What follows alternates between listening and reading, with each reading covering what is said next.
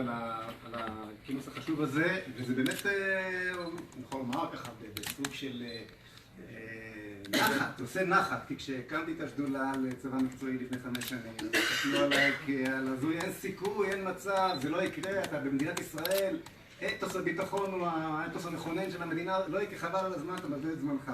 אותו דבר אמרו לי על הקנאביס, אגב, כן, גם לי אמרו כשהתחלתי לעלות להר הבית. בסוף יפסיקו לעשן, יהודה, יפסיקו לעשן. תראו, אין ספק שזה הולך לשם, כי זאת המציאות. כי מדובר כאן בתהליך שזורם עם המציאות, והמציאות, ואני מניח שעוד יהיו פה רבים וטובים להסבירו את זה, ואני לא רוצה לבזבז את זמני על עוד פעם להסביר את אותו דבר, מדוע הצבא רוצה את כל המגויסים הללו, מדוע צבא מקצועי עם פחות חיילים יהיה צבא יותר יעיל, מדוע זה טוב לכלכלה, למשק, לחירות, למה שאתם רוצים. אני רוצה לומר 2 דברים בזמן הקצר שיש. דבר ראשון, על מה אנחנו מדברים? אני, יושב ראש מפלגת זהות, מה התוכנית שלנו לצבא מקצועי?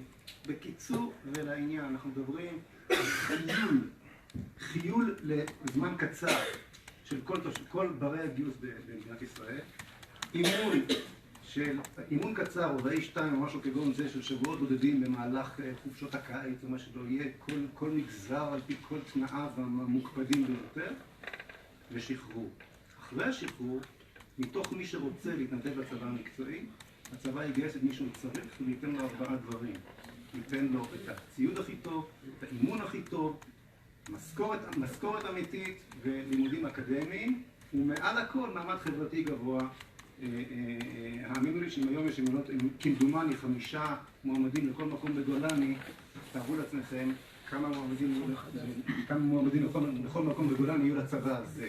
יש לנו כבר צבא מקצועי. הטייסים הם צבא מקצועי, החובלים הם צבא מקצועי, מג"ב הם צבא מקצועי. האם הם לא צבא העם? האם טייסי הקרב של ישראל הם לא צבא העם?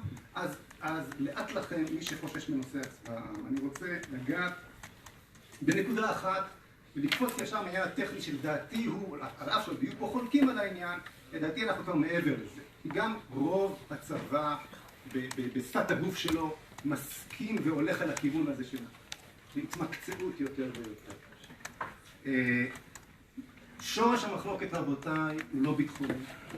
שורש המחלוקת הוא לא כלכלי.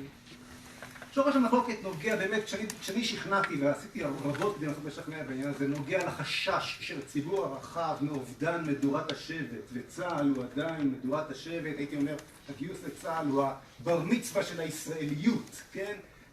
יש חשש מהנקודה הזו. לכן, אחרי, בצער מסוים, כן נכנסנו לתוכנית שלנו את החיול של כולם ואת השחרור, כדי שעדיין מדובר יהיה במשהו ששייך לכולם, ובכל זאת אנחנו מדינה תחת איומים שצריכה להיות מסוגלת בתנאי קיצון לגייס במהירות את כולם, לאמן קצת יותר ולגייס את כולם. אבל בקומה עמוקה עוד יותר, מתחת לחשש הזה של אובדן מדורת השבט, שמוסי צודק, האמת היא לא כל כך קיימת, נמצאת נקודה נוספת. למה אני צודק של משפט אחרות? נקודה נוספת, ובזאת אסיים, נקודה נוספת של איפה אנחנו תופסים את המדינה בחיי האזרח. כמה המדינה צריכה להיות מעורבת בחיינו. וצריך להבין, אין דבר שפוגע בחירות האדם יותר מגיוס בכפייה. אין דבר כזה. לא יכול להיות דבר כזה.